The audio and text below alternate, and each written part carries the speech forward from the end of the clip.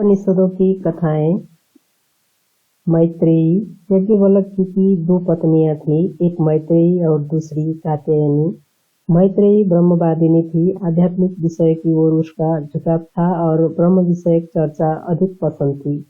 कात्यायनी गृह कार्यों में निपुण थी। याज्ञवल्क्य ने यह निश्चय किया कि वह गृहस्थ धर्म में लिप्त न रहकर पव्राजक का पथ ग्रहण करेंगे और ब्रह्म चिंतना के उद्देश्य से एकांत स्थानों में जाकर साधना करेंगे।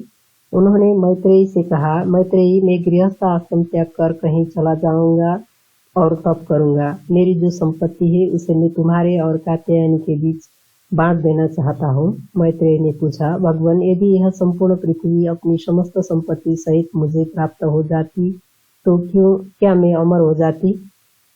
याज्ञवल्क्य ने उत्तर दिया, नहीं, केवल संपत्ति की प्राप्ति से तुम कदापि अमर नहीं हो सकती। धन प्राप्त होने से तुम धनी व्यक्तियों की तरह सुख और सुविधामूलक जीवन बिता सकती हो, पर उससे अमरता प्राप्ति की आशा नहीं की जा सकती। तब मैत्रेयी ने कहा, तब संपत्ति को लेकर मैं क्या करूं? जब वह मुझे अमर करने में असमर्थ है तो वह मेरे लिए व्यर्थ है। भगवान, आप मुझे संपत्ति देने के बदले ऐसा उपाय बताइए जिससे मैं अमरता के पथ पर पांव रख सकूं। याज्ञवल्क्य बोले, मैत्रेयी, तुम मुझे पहले ही प्रिय थी और इस समय भी तुमने बड़ी ही प्रिय बात कही है। मैं तुम्हें अमरत्व की प्राप्ति का उपाय बताता हूँ, ध्यान देकर सुनो। स्त्री को पति पति के लिए प्रिय नहीं लगता, आत्मा के लिए ही पति प्रिय लगता है। पति को पत्नी पत्नी के लिए प्रिय नहीं लगती, आत्मा के लिए ही पत्नी प्रिय लगती है। माता पिता को पुत्रों के लिए पुत्र प्रिय नहीं लगता, आत्मा के लिए ही वो प्रिय लगते हैं। संपत्ति के लिए संपत्ति प्रिय नहीं लगती, आत्मा के लिए ही संपत्ति प्रिय लगती है। पशुओं के लिए पशु प्यारे नहीं लगते, बल्कि आत्मा के लिए पशु प्यारे लगते हैं। लोगों के लिए लोग प्रिय नहीं लगते, बल्कि आत्मा के लिए ही लोग प्रिय लगते हैं। देवताओं के लिए देवता प्रिय नहीं लगते हैं। वेदों के देवता प्रिय नहीं लगते हैं, बल्कि आत्मा के लिए देवता प्रिय लगते हैं। वेदों के लिए वेद प्रिय नहीं लगते, बल्कि आत्मा के लिए ही वेद प्रिय लगते हैं। प्राणियों के लिए प्राणी प्रिय नहीं लगते, बल्कि आत्मा के लिए ही प्राणी प्रिय लगते हैं। सबके लिए सब प्रिय नहीं लगते, बल्कि आत्मा के लिए ही सब प्रिय लगते हैं। इसलिए हे मैत्रेयी, आत्मा ही ऐसी है जो देखने योग्य, सुनने योग्य है और समझने योग्य है। इसे जान पर विश्व में सब कुछ समझ में आ जाता है। ब्राह्मण को चाहिए कि उस व्यक्ति का बहिष्कार करे जो ब्राह्मण जाति को अपनी आत्मा से कुछ भी भिन्न मानता है। क्षत्रिय को चाहिए उस व्यक्ति का बहिष्कार करे जो क्षत्र जाति को अपनी आत्मा से कुछ भी भिन्न समझाता है। संसार को चाहिए कि उस व्यक्ति का बहिष्कार करे जो संसार को अपनी आत्मा से कुछ भी भिन्न समझता है।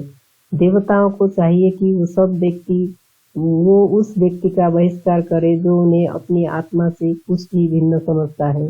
समस्त विश्व को चाहिए कि उस व्यक्ति का बहिष्कार कर दे जो विश्व को अपनी आत्मा से भिन्न समझता है।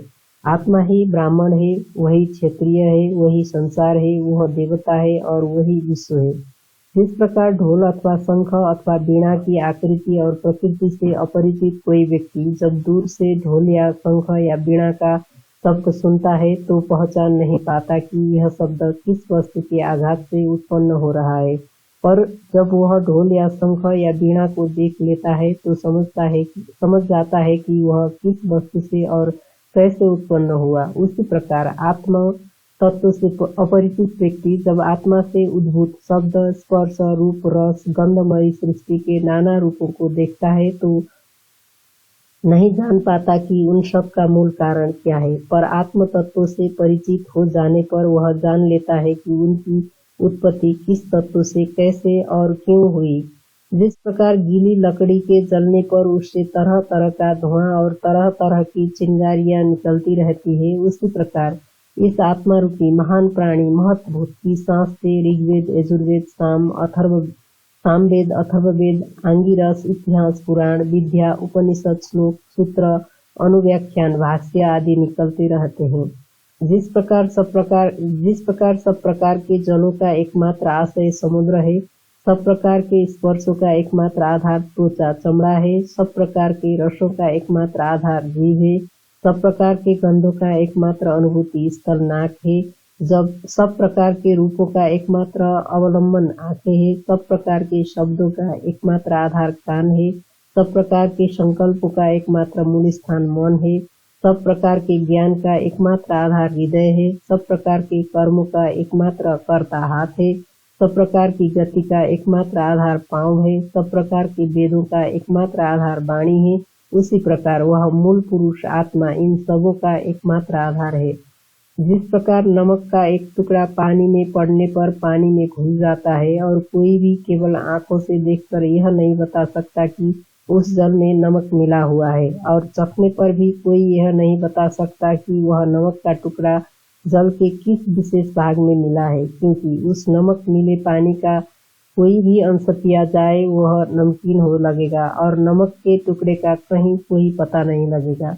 उसी प्रकार इस महान आत्मा को भी समझो। जल और नमक की तरह वह समस्त विश्व के अणु परमाणु में मिला हुआ है और समस्त विश्व का अणु परमाणु उससे मिला हुआ है। वह अनंत है, न उसका कोई अंतर है न बाह्य। वह स्वतंत्र सत्ता है। वह विशुद्ध ज्ञान की अनुभूतिमय आत्मा है। जीव पंच तत्वों में से उद्भूत होता है और उन तत्वों के नष्ट होने पर स्वयं भी नष्ट हो जाता है। मृत्यु के बाद उसकी संज्ञा चेतना जाती रहती है। हे मैत्रेयी, ऐसा मेरा मत है। मैत्रेयी ने कहा, भगवान, आपने यह कहकर कि मृत्यु के बाद संज्ञा जानी रहती है, आत्मा के संबंध में आपने मुझे भ्रम में डाल दिया है। मैं ठीक से कुछ समझी नहीं। कृपया फिर समझाइए। यज्ञवल्क्य बोले, मैंने भ्रम में डालने की कोई बात तुमसे नहीं कही है। पहले मेरी बात पूरी तरह से सुन लो। मैंने मृत्यु के बाद केवल उस संज्ञा के नष्ट होने की बात कही है जो पंचभूतों के मेल से उत्पन्न होती है, पर जीव की आत्मा मरने पर भी नष्ट नहीं होती। यह अविनाशी, अजर, अमर और अद्वैत है। यह सर्वत्र, सब देशों में, सब काल में, सब वस्तुओं में एक रूप में विराजमान रहती है। जहाँ द्वैत भाव रहता है वहाँ व्यक्ति भिन्न भिन्न वस्तुएं देखता है, भिन्न भिन्न प्रकार की गंधों का आभास पाता है, भिन्न भिन्न रसों का स्वाद ग्रहण करता है, भिन्न भिन्न शब्दों को सुनता, विषय को सोचता रहता है। पर जिस व्यक्ति के लिए सब कुछ आत्मा के रूप में व्यक्त हो उठता है, वह किस प्रकार भिन्न भिन्न वस्तुएं देख सकता है, भिन्न भिन्न गंधों का अनुभव कर सकता है, भिन्न भिन्न रसों को ग्रहण कर सकता है, भिन्न भिन्न शब्दों को सुन सकता है और भिन्न भिन्न विषय को सोच सकता है। वह तो सब रूपों में, सब रसों में, सब गंधों में आत्मा के एकत्व का अनुभव करता है। वह कैसे यह कह सकता है कि मैं उस आत्मा को जान गया हूँ? जो एकमात्र जानने वाला है उसे कोई कैसे जान सकता है? यह आत्मा न यह है न वह, यह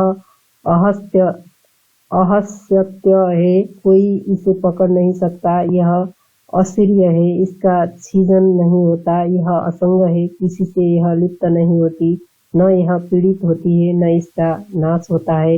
हे मैत्रेयी, उस आत्मा की चिंतना इन्हीं तथ्यों के आधार पर करते रहने से ही अमरता प्राप्त हो सकती है। मैत्रेयी को इस प्रकार का उपदेश देकर याज्ञवल्क्य तपस्या के लिए चले गए।